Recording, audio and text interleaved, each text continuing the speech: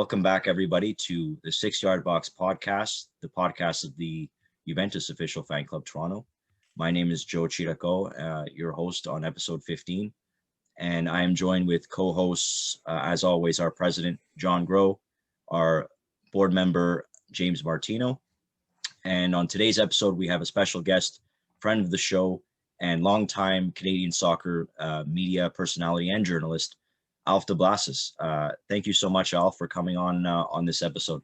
Hey, my pleasure, Joe. Nice to see you guys, James, John. Good to be back. Absolutely.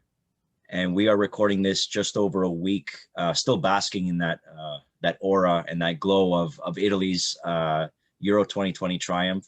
As you can imagine, we are going to be talking a lot about international football, a full review on the Euros, on the Azzurri's performance. We'll also be talking a little later on the Copa America and some of the other international tournaments, present and future, upcoming around the world, including the World Cup next winter.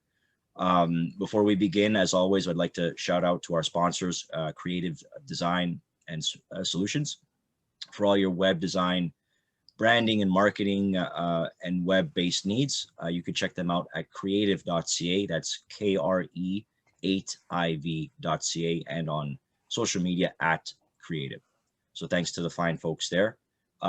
Gentlemen, it's been a great week. I don't know about you guys, but I'm still riding that high from last Sunday.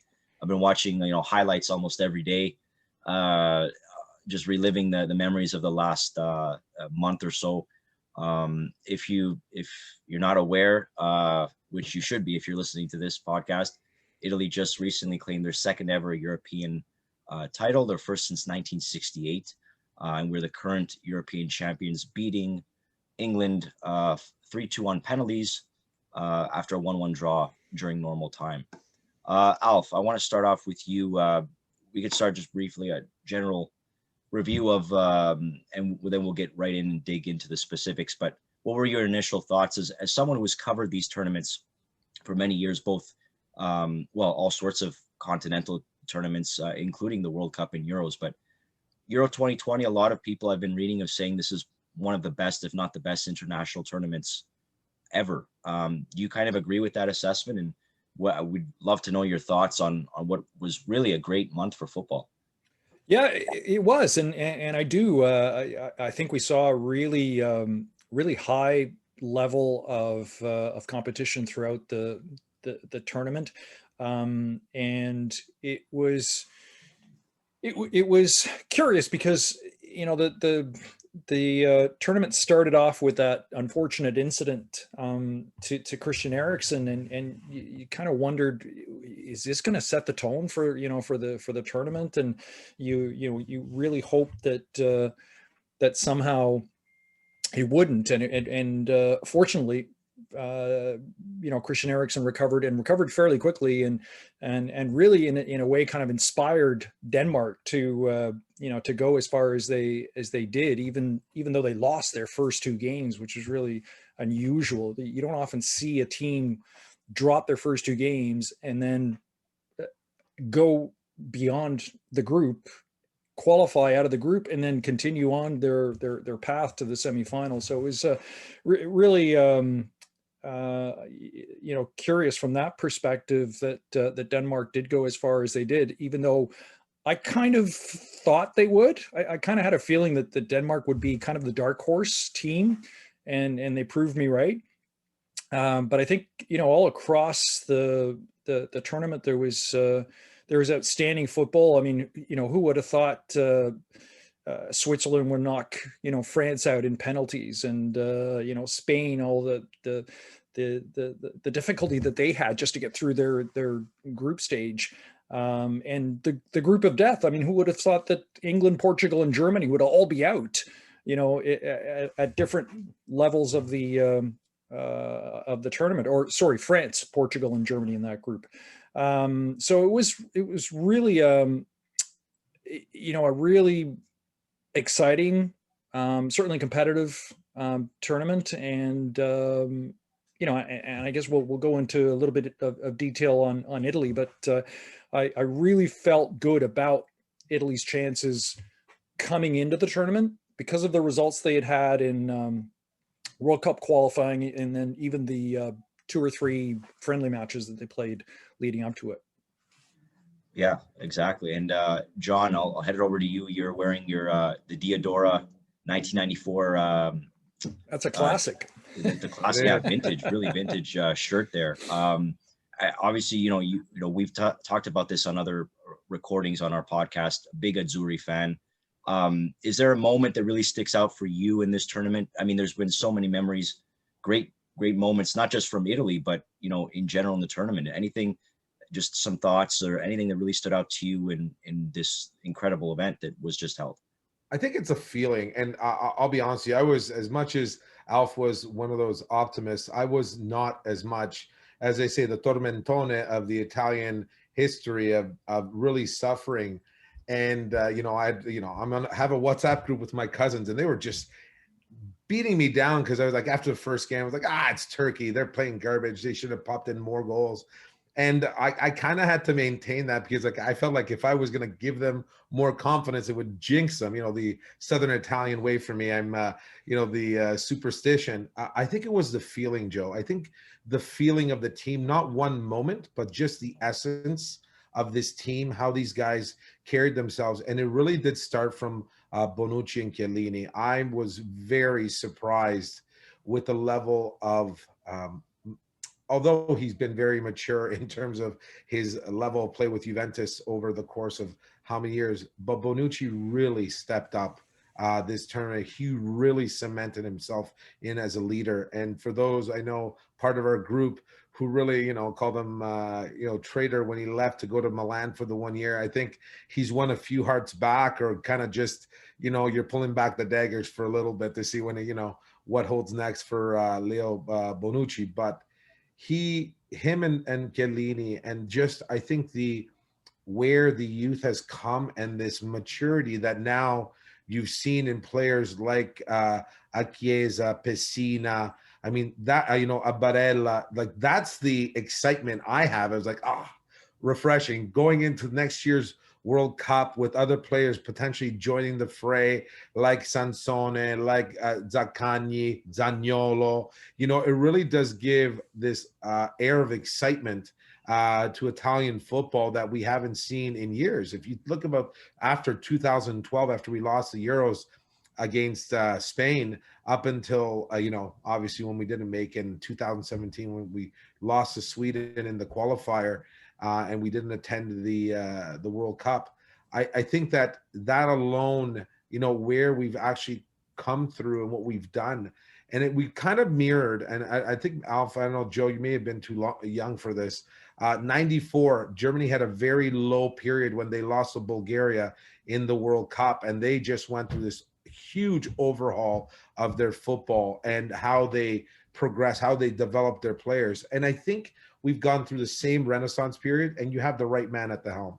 You have a gentleman who absolutely understands his players, picks his players not just on positioning, but on the basis of how they interact with each other. And that is a quality coach. It's not necessarily having the best player in the world, but how collectively, what type of team do you have, and what do you have on the bench in order to bring in players when you need them. And we've needed them. And I don't think Mancini's made one error throughout the entire tournament, and he outclassed classy coaches, and he did it with firm, decisive decisions without second guessing himself.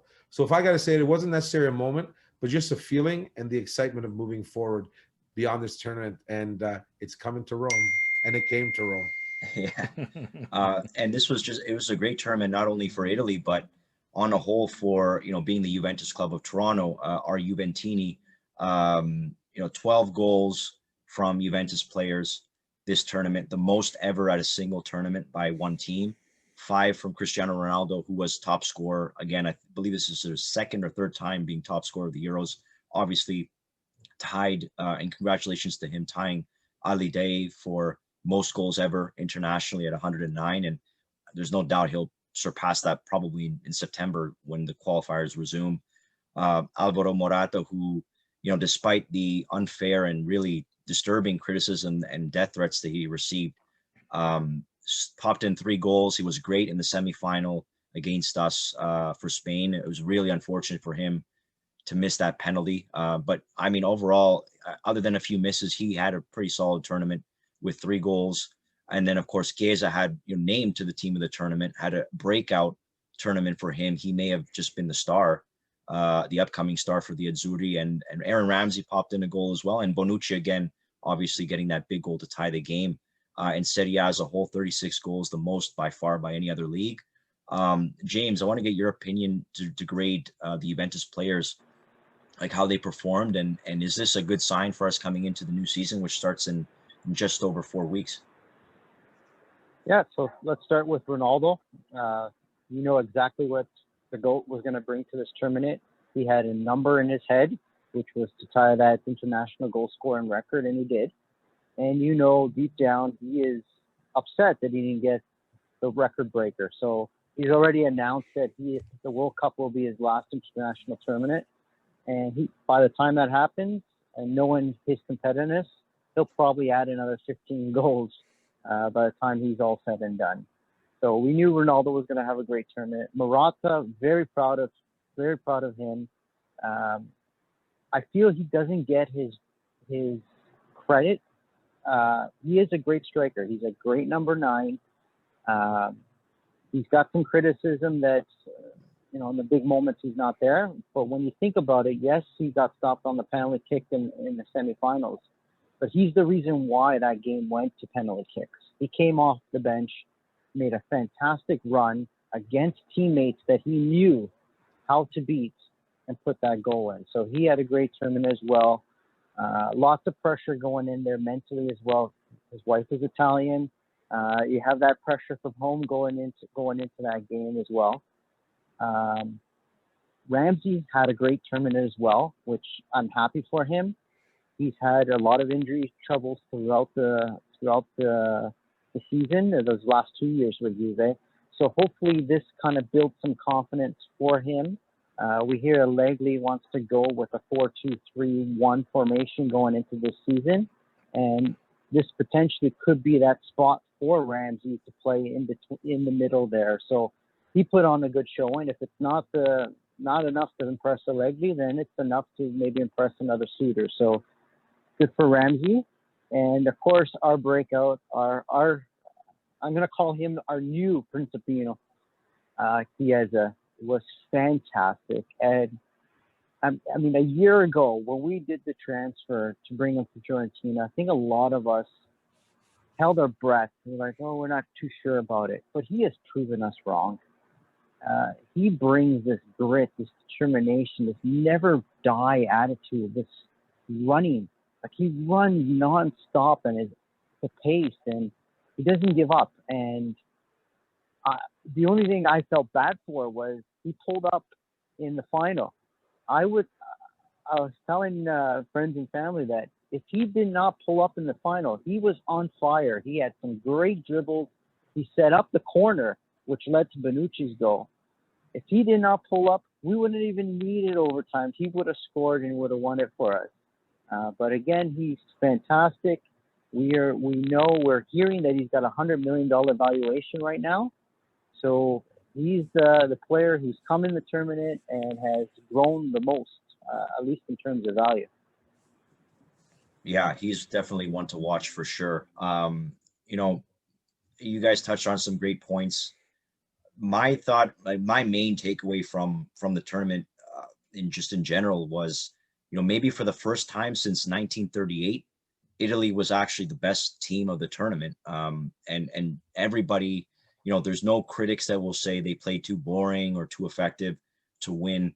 You go back to 1982, fantastic team, probably still the best Italy team maybe ever. But the group stages, I don't remember it. This was over a decade before I was born, but 3 draws, barely scraping out of the group stage. And obviously we know what happened with Paolo Rossi going on that run of 6 goals and beating all those top tier teams. 2006, great team, very solid, effective team. But you can make a case for possibly France being slightly better in that tournament. But for Euro 2020, there was no doubts. From on and off the field, Italy was the best team. We had the right tactics, the right players, the right team mentality, and the most consistency. 13 goals, most ever by a team, by an Italy team in one tournament. Gianluigi Donnarumma, I grew up watching Buffon for the last 20 years, but I've never seen a goalie stand in the penalty shootout up for penalties with confidence to say, I really think this guy can save every single penalty that's fired at him, because he's just so dominant in goal. And he's only 22 years old, over 300 appearances for club and country already. Fantastic player. Well, I was a little bit surprised that he got player of the tournament, but when you look at it, where would we be without him, right? And there's a lot of great things to be proud of here with this tournament. Again, there's a case to be made that this was the best tournament of all time. I think Euro 2000 was another one where it was really exciting, but this one had the most goals, most thrills, most own goals, most weird things going on, and I think the best part was just to see fans again. Finally, like it made a huge difference, and we'll discuss the Copa America in a bit. But the contrast was pretty stark watching it on television, and even from what I've heard from broadcasters. So fantastic tournament overall. I think this win signifies a bigger meaning for us Italian Canadians. We know how much the sport means to us, not just from a sporting point of view, but also culturally. Alf, I just want to ask your opinion. We'll get all our thoughts here. What does this win mean for the Italian Canadian community here in Toronto? And did you celebrate at one of the spots around the city? Well, I'll answer that last part. I didn't end up going to a destination, but I ended up celebrating sort of on the way there. I happened to be at my folks who are in Woodbridge, and happened to leave right after the game, and I was caught up in the parade that was going down to Market Lane. I didn't end up getting there, but it was a lot of fun while it lasted, and it reminded me of past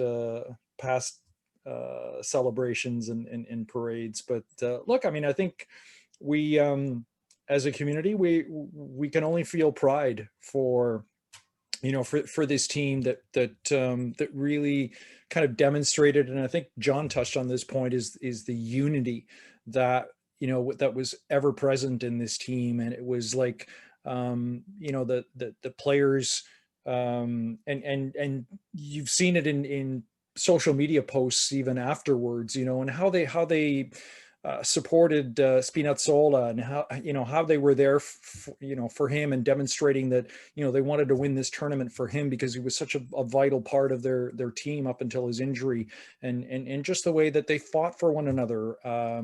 So I think all of those things kind of bring that sense of pride to us as members of the community. It's been a long time since we've had a team as representative as this, a team that entertains, that inspires, that that encourages, and it's it's refreshing after so long. I mean, we had such a dry spell there after 2006, and there were really low moments, and the lowest being 2018.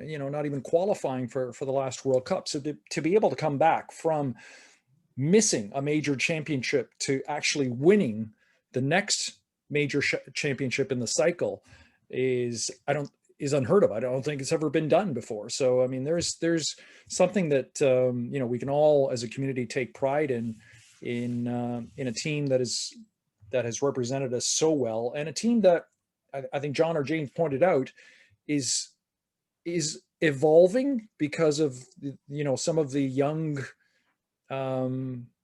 heroes that we saw. And Chiesa is just one of them, but so many others. Pessina, I thought, was a breakthrough player, and so many others that might eventually take over the mantle from the older players, the Bonucci's and Chiellini's and so on. So I think what I feel is great pride as a member of the Italian community.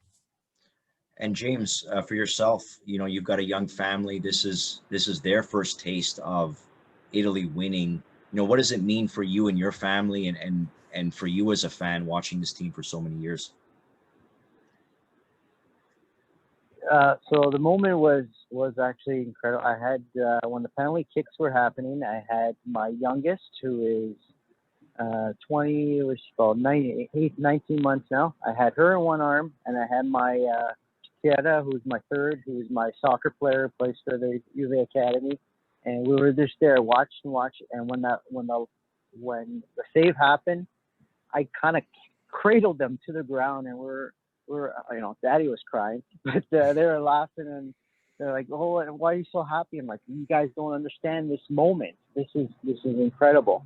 So it happened to be my wife's birthday that day. We had our dinner, and I said, "Oh, well, I'm just gonna step out," and I gave her the wink. I took two of them. I took Kiara and I took my son Vigento. And while I didn't go to St. Clair, I didn't want to go with two young ones. We drove down Dufferin from 401 to just past Eglinton, and just had them experience the cars going by with the flags out, the horns honking, and just let them understand how proud it is to be an Italian Canadian and what soccer means. And they're both my soccer players, so I hope that this is a good lesson to them, for them to try their best as they go further on in their soccer plan. That's great. And John, and I'm still in the I'm dog. sure I'm you were still up in to. the doghouse. That's why I'm outside. Oh, hey, you're partying too hard, man. That's all right. It's where it only happens every 15 years. So we're lucky we're not English. So It's true. John, sorry, go ahead. How are your celebrations there, and what did it mean to you being an Italian Canadian? Oh, so there's a tradition amongst me and my close friends. Since 1994, I haven't been able to watch, or I'm not allowed to watch, the last 5 minutes of an Italian game, and I have to be outside. Rosary, no phone, no nothing. And actually, Alf, the good journalist by the name of Nicola Sparano. Nicola has written about me in Corriere a couple of times, Corriere Canadese, sorry, a couple of times, and I can't handle pressure. My heart is far too weak. So it's been that's a constant, and it's like there's no give. It's like they're counting down. Even my kids, my best friend's kids, they're counting down. They're going, Zio, Dad, it's 84 and 10 seconds. You need to leave. So I've had the pleasure of rewatching the games without too much torment afterwards, obviously with great results. But touching upon even James as being a father, one of the greatest experiences, I remember being in '82, being loaded up in the back of my uncle's van. Doors, obviously, back in the day, not a lot of safety. Literally hanging off the bumper and waving the flags, and we had our '82 T-shirts and so on and so forth. And I think the best experience was my 13-year-old. She watches sports with me, but she's a girl. She's not too interested in getting dirty or sports and that. So she's a swimmer. So when I took her down Tuesday night after the semifinal, past Market Lane, her eyes were absolutely wide open. I was playing the song that's famous now in Italy, Coro Azzurro, that was by Yautogol, and a few other that they played on Rai. And I was blasting the song there. She was waving flags out. My son was taping or like recording the event on the taping. There's an old comment for all those recording on the iPad. And because my wife was working, she couldn't be with us, just so she could see the experience afterwards. And she was blown away. She's like, looked at me and she got in the car. She's like, I can't believe this. I said, this is nothing. I said, 2006 St. Clair would have just scared you. And I showed her clips. I have clips off of the Toronto Sun from that event. And we went back down on Sunday afterwards. And she now, like, the pride was almost like this transfer of pride and culture was just passed on to her, saying, this is incredible. This is the first experience she's had in terms of knowing, truly understanding being Italian and how many Italians are out there, where you're not really paying attention to that as a young child. There's a sense of innocence and being naive that they don't grasp that see this community at large celebrating this victory during a very troubled time for everyone right across the globe, and to come together and see their cousins for the first time in a long time and being together in a long time, all culminating in this amazing victory for a team that, you know, including myself, like I said before, I didn't give them too much credit, but I knew they were going to be a strong force. It was an incredible. Like I said, I still get shivers and then peladoca, as they say. You know, my skin crawls just thinking about that whole experience with my kids and being with my best friend, who we've never missed a game together, so that was an experience. Just being able for my kids now to say, "Oh, the World Cup is next year." I said, "Well, get your coats ready. It's not in the summer," but you know they're still waiting. You know, they're now excited to hear. And you know, my son wants to know, are these players going to be there next year? So you know, coming in this tournament, anybody who wasn't versed in Italian soccer, as you know, there are people who do come out of the woodwork every 4 years, and there are those who are dedicated and get to, you know, really watch the team progress during qualification. The Pecinas is not a unknown individual. The Pecina, there's not, you know, a guy like Jorginho, who probably was seen as a very solid midfielder with good qualities, is now a hero in Italy. A young gentleman by the name of Barella, who, you know, is just probably going to take this influence and his confidence and bring it back to Serie A, to Inter, the Chiesas of the world. Even though, you know, you see this, even the Bonucci's, the Chiellinis, and I said it before, Joe, we talked about this, when I was hoping, and I'll take this back to the Champions League final, I was hoping, and they did, that Chelsea was going to win. And I wanted Chelsea to win for one factor, and that is for Jorginho to bring that confidence from a European title and transmit that, because he was such an important part of the core of the nucleus of the team. Like everything pretty much centered around him and Locatelli or Verratti, that you literally wanted that guy to have the most confidence on the team.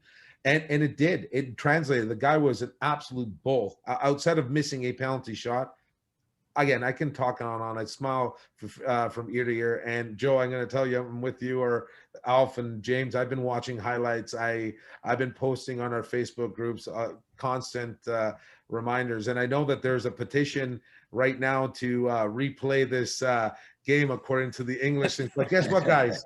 I've signed it. I've signed the petition. You know why? I want to beat them again. And I want to be even worse this time. I want to beat them again. So that's why I've signed it. So for those who are probably questioning my madness, the madness is I want another. I want to beat them again. They've given so much. This has been such a fun time. Even going back and, you know, replaying stuff, like even, you know, having this T-shirt. My daughter's like, "What year?" And then, you know, I'll watch the Divin Codino with Roberto Baggio, and she's like, "Oh, you're wearing the T-shirt." It's from there. So the questions add up, and it really does bring family together. And it was a phenomenal time. It's still a phenomenal time, and it's great for Italian soccer going into the new Serie A season. Absolutely. Just a quick story, Joe. Yeah, go ahead, Alf. Allow me. We were talking about, you know, community and just the pride and enthusiasm and so on. So when I was in that sort of car parade that was headed towards Market Lane, there were cars going in both directions, right? Honking horns and flags and so on. So just to give you a sort of a sense of how other communities, you know, want to be Italian, there was this Indian man, okay, if you can just picture this, who was outside of an SUV, outside of the sunroof of the SUV, and he's waving a blue flag, and he's got, he's waving the Italian flag, and he's got an all blue outfit, even a blue turban. Okay, and he's celebrating with all the Italians. So it's just to sort of let you experience how other communities are, you know, maybe jealous. Like they want to be, you know, they want to be us. They want to party like us. I think also because of the fact that there were no incidents, as far as I could, you know, tell from any news reports, no incidents whatsoever. Everything was done within you know, within the bylaws of the town, as long as, you know, no one went beyond the area that they were in, so that not to impede traffic. But so just to give you an example of, you know, how other communities kind of, you know, wannabes, you want to celebrate what we've been celebrating for the past week or 10 days. It's funny you mentioned that because, you know, I've gotten a lot of compliments from coworkers who, you know, they don't watch the sport, but they heard about it. And, you know, you get those comments from people who are not Italian who congratulate you. And you're right, Alf, like, you know, it's sexy to be Italian again. You know, every time you walk out the door, you got to hop in your step. You got your chest puffed out. I mean, people want to be Italian. People like the Italian culture. And it's not because of just the game, but because we're reminded of it, you know, even more so because of the attention.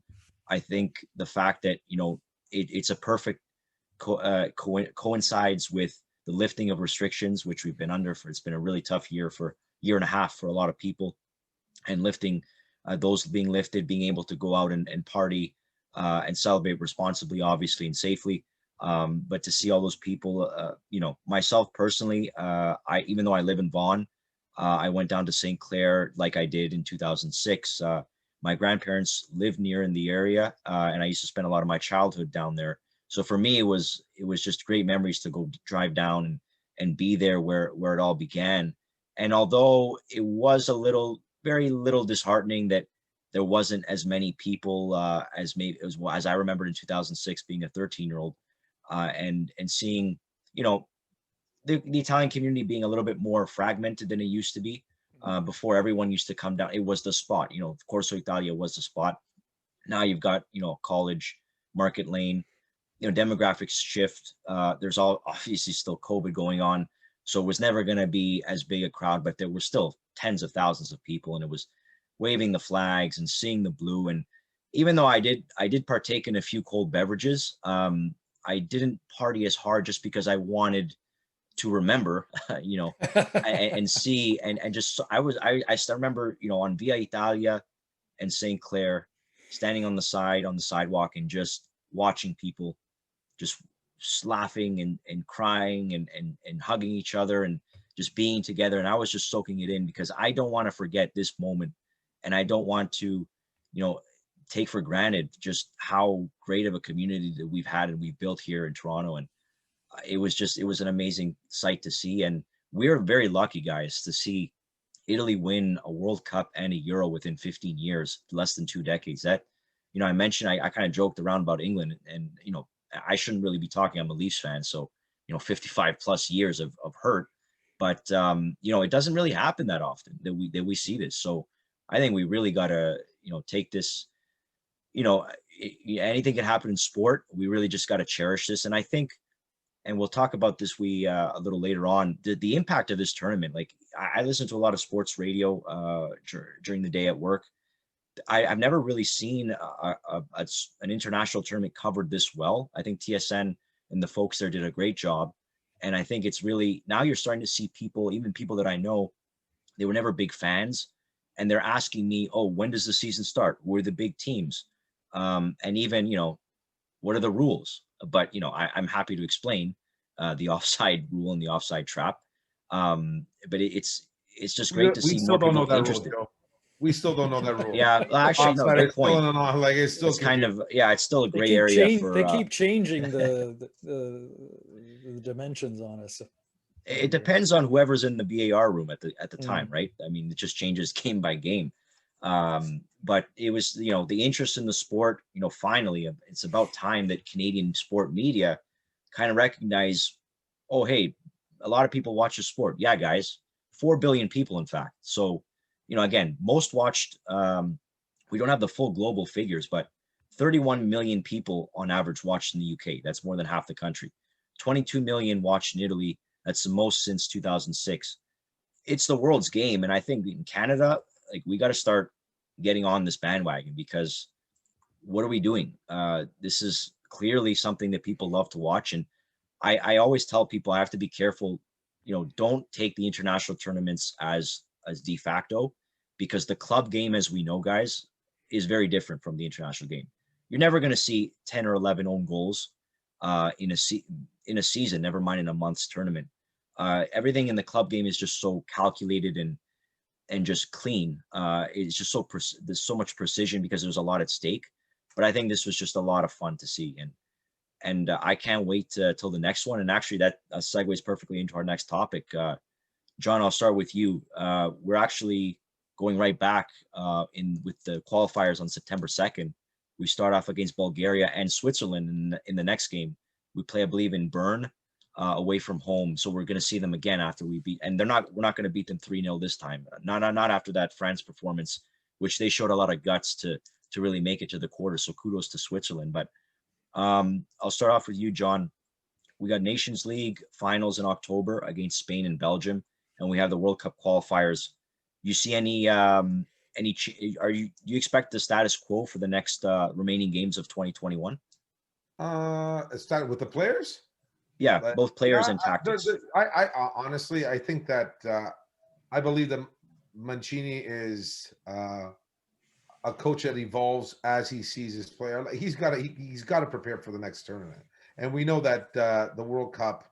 You know, we're going to be in that position. Hopefully, I don't want to jinx the team, but you know, we're going to be in the in deep, and we got to go in, and we have to get players who are supposed to be on this team that weren't on this team due to injury, accustomed to the culture of the team. It's so important. You do not want to lose this mixture of what the essence is air. And that's what Bonucci said. He goes, there was an air as soon as we started that it was totally different. Like, you know, years gone by where we didn't want to be after, as soon as we were done, we couldn't wait to go back to our own club teams. Now they were, you know, they were sticking around. They didn't want to leave. They wanted to be over.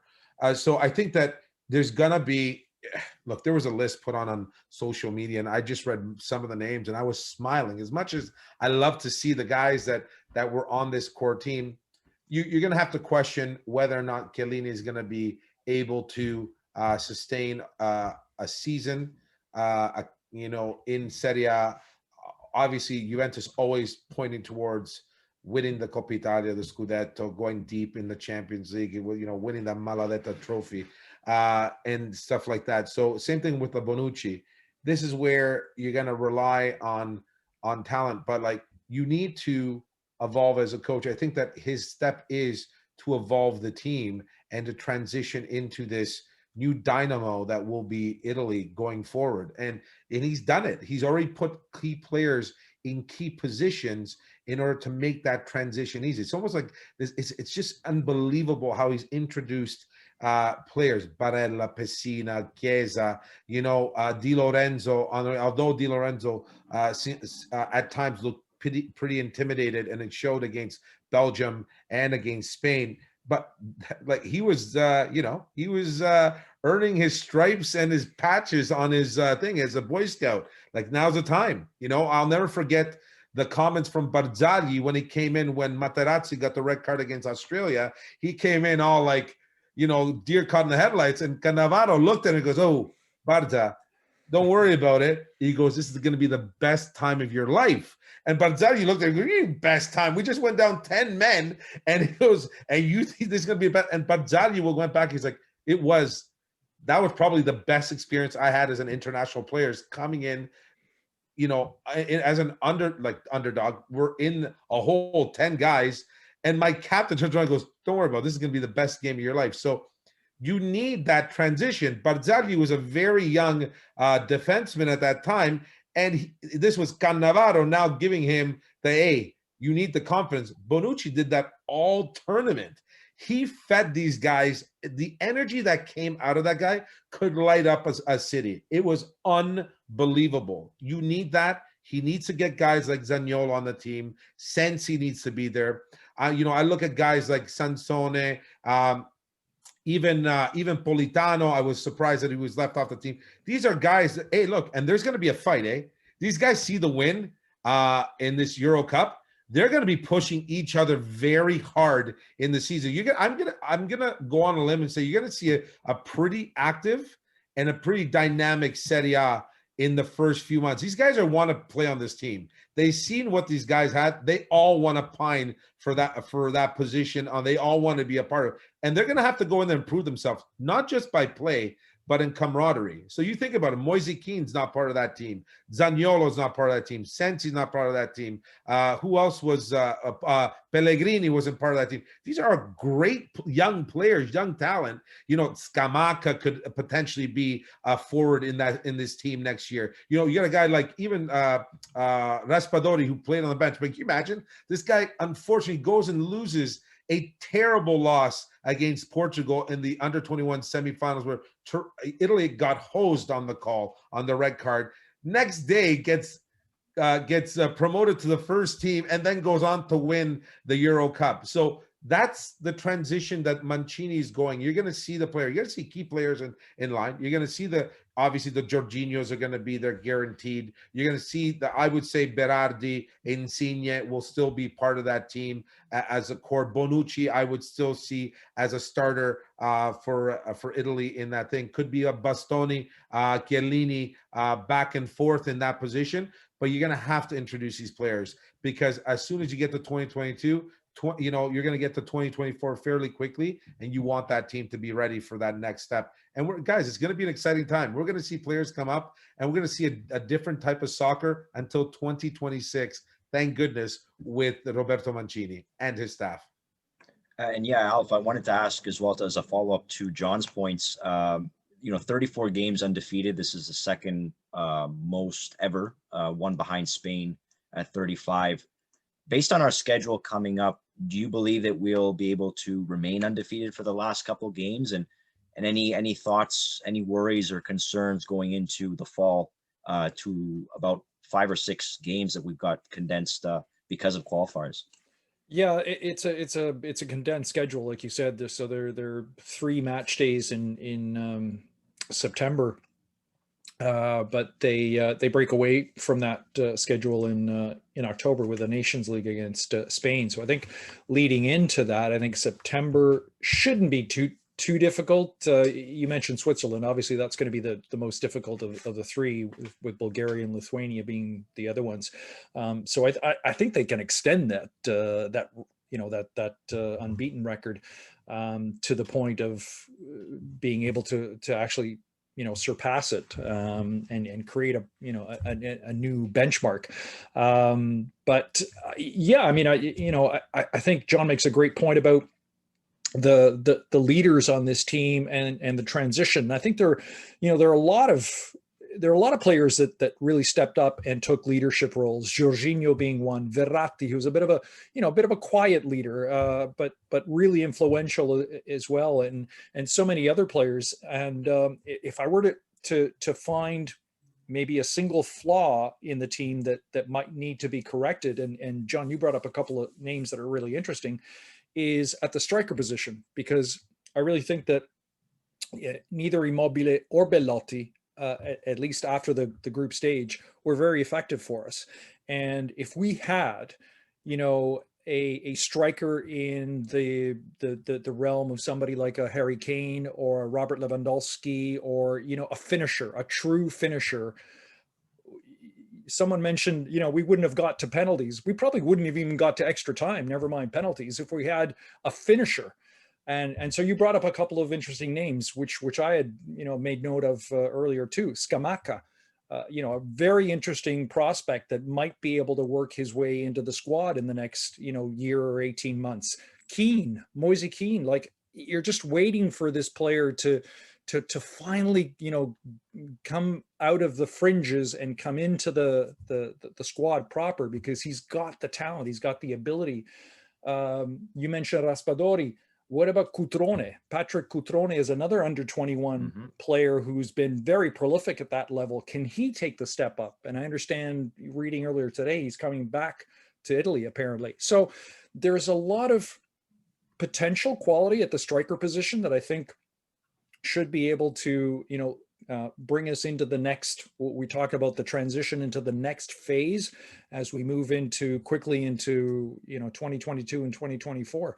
But it's really encouraging that that leadership will always be there. I think, it's not going to necessarily, once Chiellini perhaps, packs it up and hangs up his boots, and maybe even Bonucci over the course of the next 2 to 4 years, he might, end up retiring.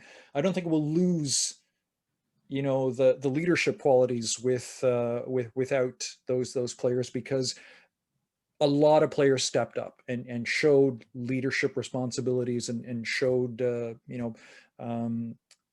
way forward that, and particularly for as long as Roberto Mancini will be the manager of this team, as you said, players are going to want to play for this manager. They're going to go through a wall for this manager because of what he's instilled in this group. The pride, the enthusiasm that everybody brings to the shirt, and all we have to do, and I've heard so many people talk about this. All we have to do is watch our players sing our national anthem before the game.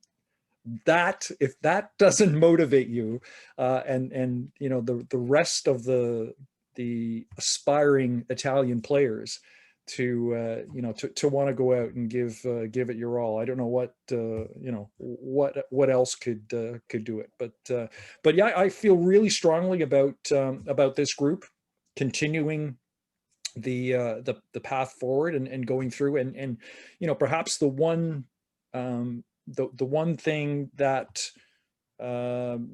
could be the chink in the armor is that Nations League sort of mini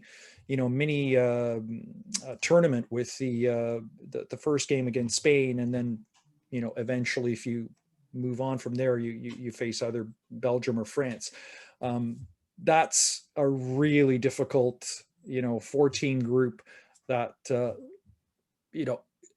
outstanding if we do end up getting to the final and winning it all, but there's no shame in having in losing to Spain or any one of those teams in that sort of mini tournament, because it brings together probably the four of the most informed teams that we saw in the early part of the tournament. Obviously, we handled Belgium, and Switzerland took care of France, but there are areas where we can improve, and I think that we can continue to be a dominant force in Europe over the course of the next 2 to 4 years. Yeah, and you mentioned that the Nations League, James. I wanted to get your thoughts on those 2 games. So Italy is actually hosting this little mini tournament. I believe the 2 stadiums in question are going to be San Siro and Alliance Stadium, Juventus Stadium. We'll be facing Spain in the semifinal. If it's going to be anything like the semis a couple of weeks ago, it's going to be pretty nerve-wracking, because watching those Spain play really, really well, it gave me the thoughts of the Euro 2012 final.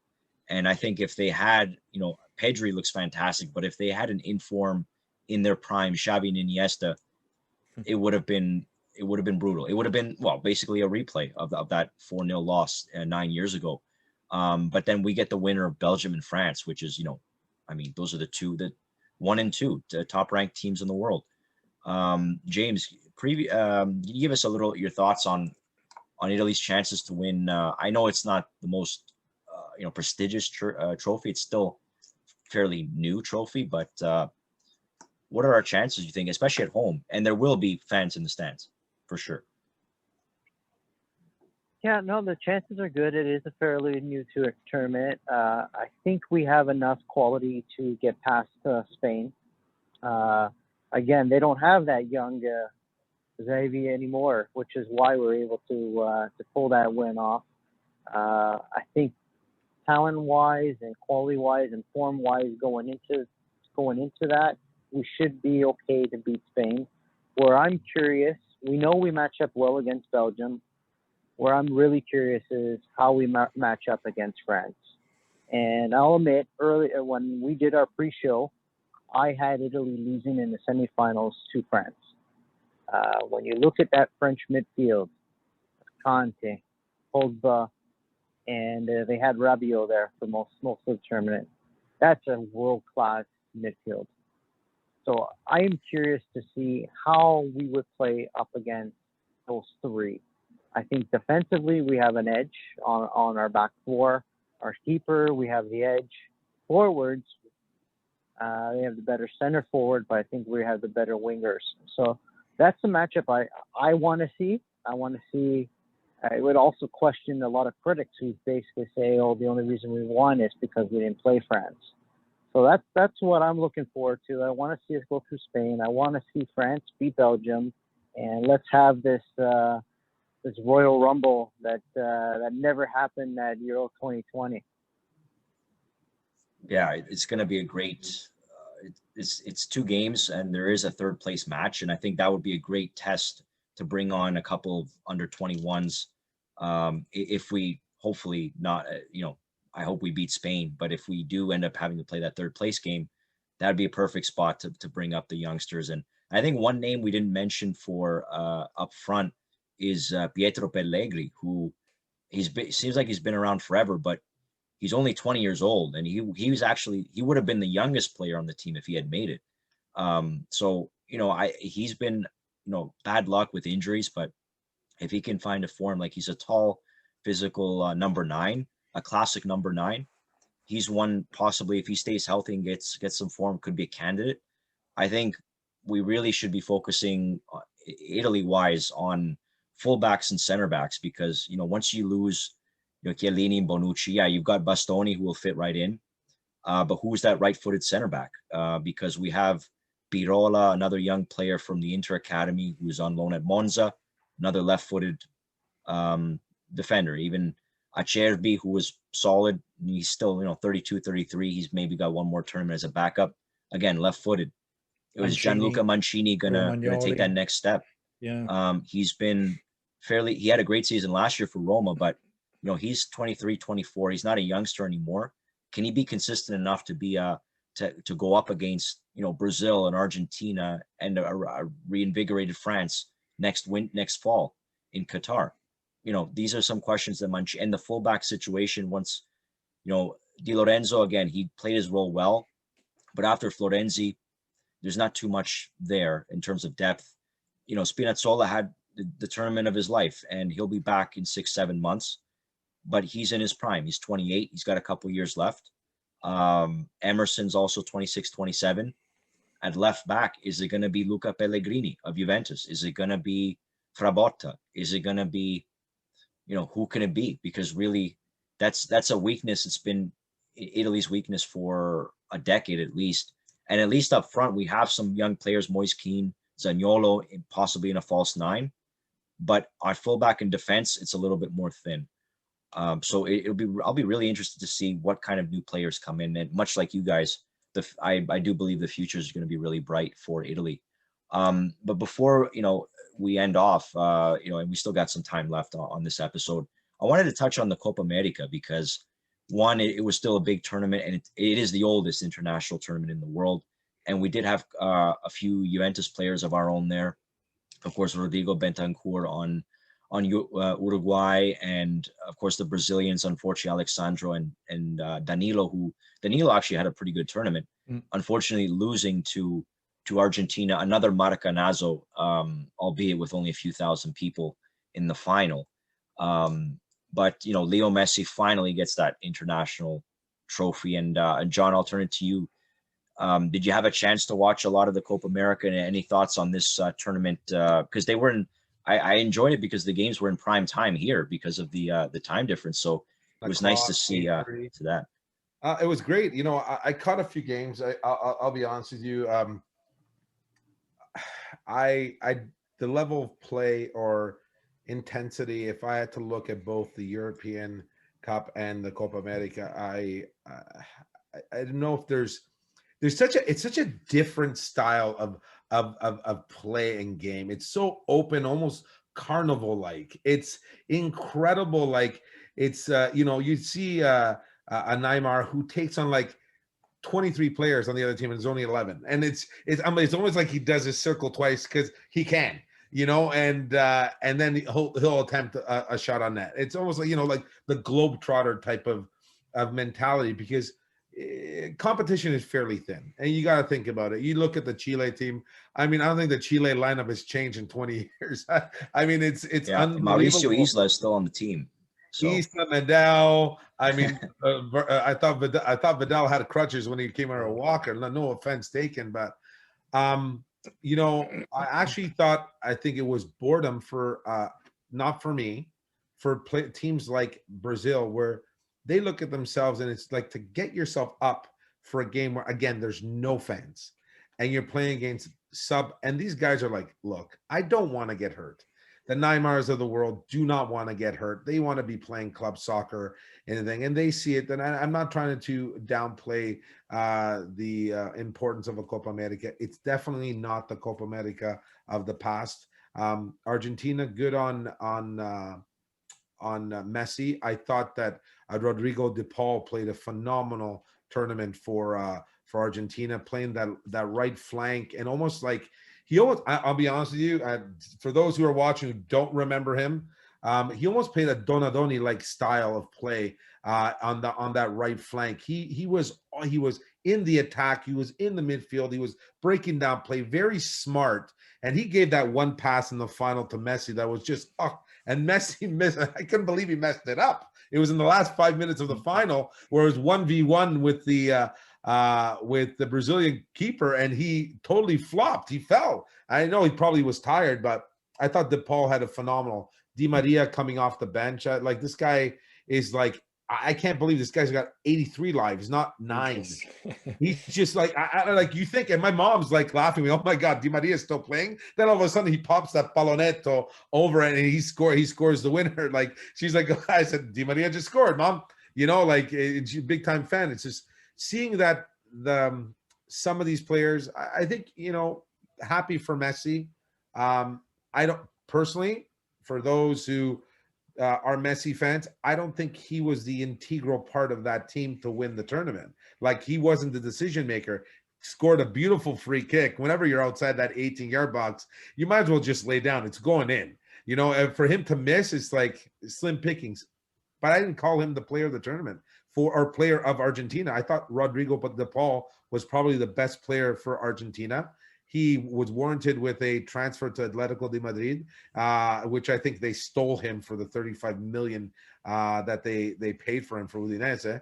But I think that he is going to be a leader. I'm looking forward to seeing, hopefully, Paulo Dybala taking over from Messi. I think it's long overdue to give him more time in that team. Colombia, flashes. Uruguay, very surprised that they didn't do better than they did. To be very honest, I found them to be a better.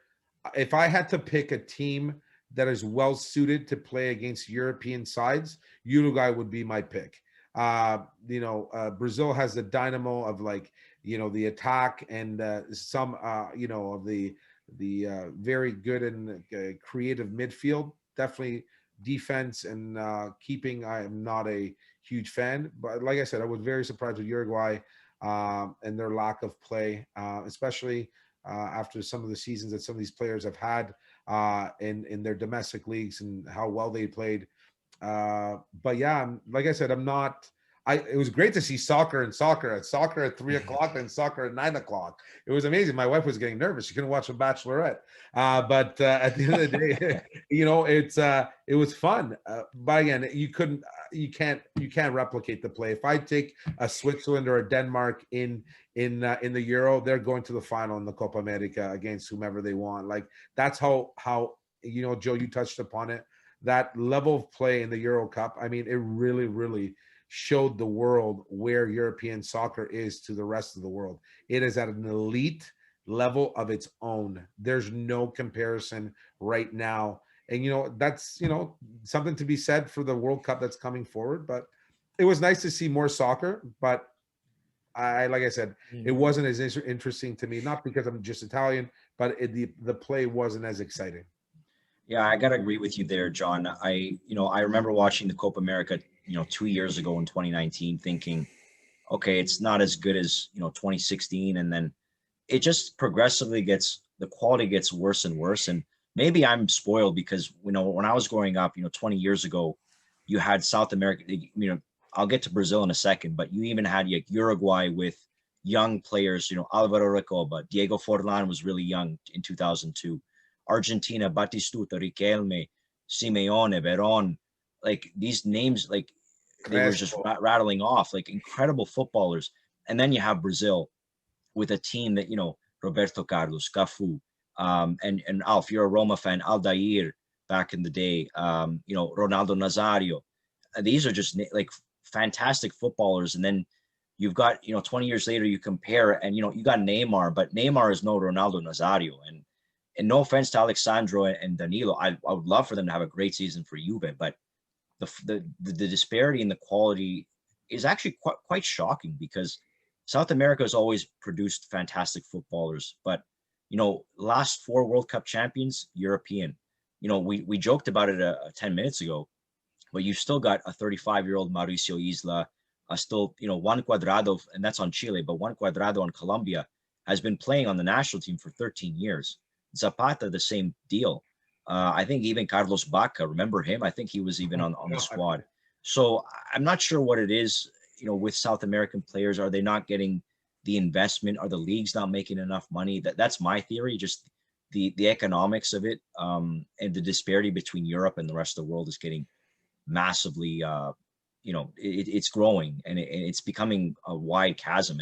And actually, I told my friends this a few weeks ago, and they kind of laughed when I said, I believe that the United States of America will win a World Cup before Brazil does over the next 10, 15 years, just because of the way they're growing so rapidly. And even, it sucked to see no fans there, because the best part about South American football is the fans. The Argentinians singing, the Brazilians with the samba, with their musical instruments playing trumpets and the drums, the bongo drums. That was really missed. And the quality of the pitch, it was like a potato field in every match. Like it was just not pleasing to the eye. And from a broadcasting point of view, like the Euros on and off the field were just spectacular. But James, I wanted to get your thought on Leo Messi. Is he now the greatest of all time with this win? Did it even matter to you that he won? Did this title change your thoughts of him being considered the best? No, quite frankly, it didn't. He's not even the best Argentinian of all time. Maradona won a World Cup. The World Cup has more weight in the soccer world than the Copa America. Copa America is a 10-team tournament. The World Cup is the World Cup. So quite frankly, that's how I see it. You can make the debate with Ronaldo versus Messi and the international tournaments. If you were to weigh it, as John was mentioning, European Cup has more weight to it. So to me, Ronaldo winning the Euro Cup has more weight than Messi winning the Copa America. And when you think about it, how many tries did Messi need to win this tournament? And then when it was actually time to win it, it really wasn't him. It was De Paul. It was Christian Romero in the back. Those were the guys who actually came through and won the tournament. So, yeah, on the record book, it's great. Yeah, he got his picture on Instagram, and it's the most liked picture of all time, which I'm sure upset Ronaldo. But Ronaldo's probably going to win the Champions League again and put a picture and get it again, right? So I think right now I have Ronaldo. I have Maradona above both of them. And what they would need, both Cristiano Ronaldo and Messi, to get over that hump is they need that World Cup win.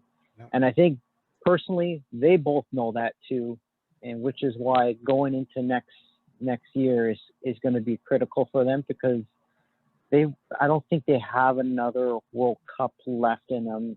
Time is catching up on them. So next year's World Cup is going to be one where the two of them are going to come in super motivated, and it should be interesting. I still think that neither of them now at this stage of their career can carry a team to the World Cup. They would need the help of those other players, and that's where how influential they were for the next generation.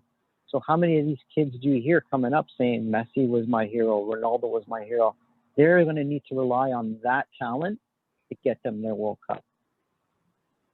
Yeah, great points. And Alf, just a last question on the topic of the Copa. It's been floated around last few weeks to have we mentioned it's 10 teams right now.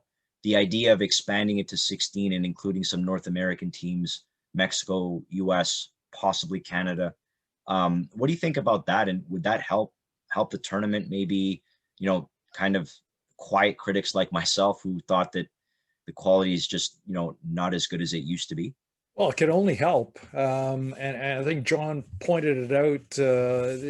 I think the tournament has become a bit stale because it's always the same teams, right? I mean, we're looking at Euros that have evolved from 16 teams to 24 teams now, potentially to 32 teams, and we're always seeing something fresh. We're always seeing a new nation who just qualified for the first time. We're seeing nations that didn't even exist a few decades ago: Croatia, Slovakia. So you're looking at a situation where it's an evolution of new and fresh nations who progress and develop rapidly, and you're seeing the same old. It's always going to be dominated by Argentina and Brazil, generally, with the odd run perhaps from a Colombia or an Uruguay at times who can challenge. But it needs something, because right now, I mean, I didn't, because of my work schedule, I didn't see enough of the Copa America, unfortunately, but I did watch some of the late round games and leading up to the final, and I felt Argentina was the better team, because they just played a more elegant brand of football, and I think everybody else was just a little more chippy and a little more choppy in terms of their play. So I think anything that will increase the number of teams and allow for some new nations to enter and a fresh new take on the competition would certainly improve it. You mentioned obviously the fact that COVID prevented crowds from being there, and you're right. That's a big part of that tournament is the support and the environment and the surroundings. But part of the problem too is that Argentina was never meant to host this tournament, or Brazil, excuse me. Argentina was the original host, and they were supposed to split it with Colombia. So it was kind of hastily put together in Brazil in a matter of a couple of weeks, which is unheard of, really, for a major international tournament of that. But yeah, I mean, I would agree. Why not bring Mexico in as a competitor? United States, or one or two other Central American nations that can play at that level, and provide greater competition than just the same 10 teams. And really, when you look at the 10 nations there, Venezuela is so far below some of the others in terms of competitive nature, and Bolivia and Ecuador, it's just not the same. So when you really go beyond the top 5 nations, there isn't much else there. So I would agree, and perhaps, I don't know if they are in fact exploring that option of expanding it and going to a 16-team tournament and inviting. I know they've had invitations of foreign nations to come in the past. I think they've sort of frowned on that over the last few years, but yeah, it would be something that would be really kind of regenerate that tournament. Yeah, it would be great to see, and I would love for Canada to get an invitation, because that would definitely help our country, especially with the a Copa America 2024 with 16 teams, 6 from North America and Central America, would definitely make, and also you get the US money and the US broadcasters. which would significantly help financially, which I think the South American Federation really needs to. They need an influx of liquid cash, some one way or another, and I think it's inevitable. But we'll see for the official word. But don't be surprised if you see that in the next coming years. So guys, we're just at time. Before we end off a fantastic episode, John, I just wanted to get to you as president of the Juventus Fan Club Toronto, just a recap on stuff that we've got coming up, which a lot of exciting stuff for our members coming up for the rest of 2021. Yeah, so we just to recap, we had a fantastic soccer golf tournament that took place at Kettle Creek in King Newmarket. We had a great number of fans show up for our very first in-person event since COVID restrictions were gently relieved so that we can have people in person. For those who stayed long enough, they saw me slide into a hole during the rainstorm. It's on social media if you want to see someone flopping around on turf. But it was a great experience. We thank everyone, all of our sponsors, our event sponsors, Desano, our swag and promo sponsor, Creative, and our food sponsor, Accessible Daily Living.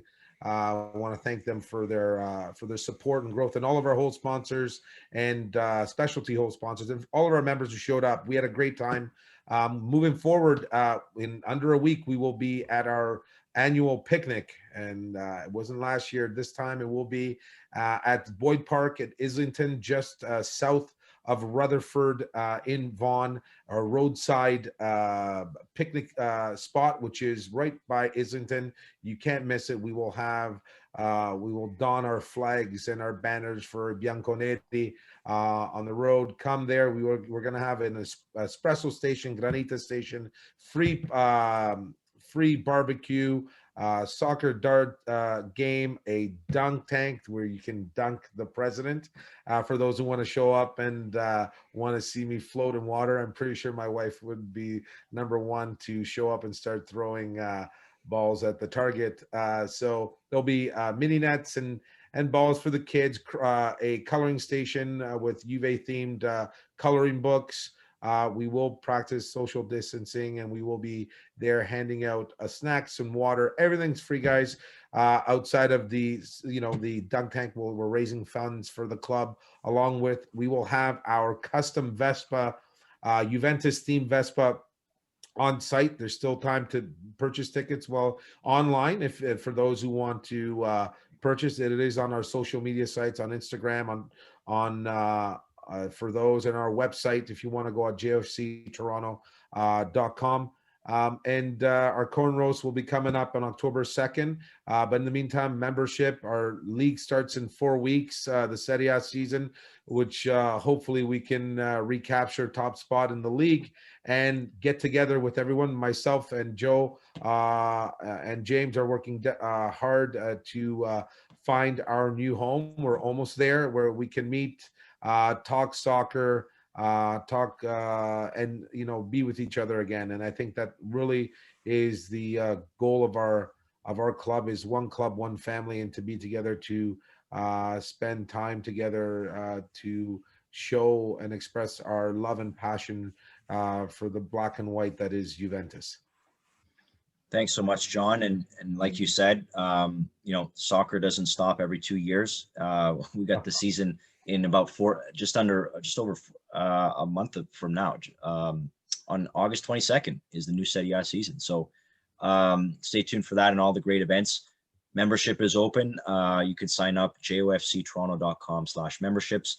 Give us a follow on Twitter at Juve Club TO, and on Instagram at Juve Club Toronto. The 6 Yard Pod on Twitter as well is the account for this podcast, and the 6 Yard Box podcast on Instagram. Thanks again to our sponsors, Creative. That's creative.ca for all their support. Thanks so much for joining us, to our listeners, and to our co-hosts, and to our guest, Alf. Thanks so much again for coming on, Alf. It's always a pleasure to have someone like you on our podcast, so we really appreciate that. Thanks for the invitation, Joe. Great to be on. Nice to see you again, John, James. Likewise. Awesome. For myself, John, James, and Alf.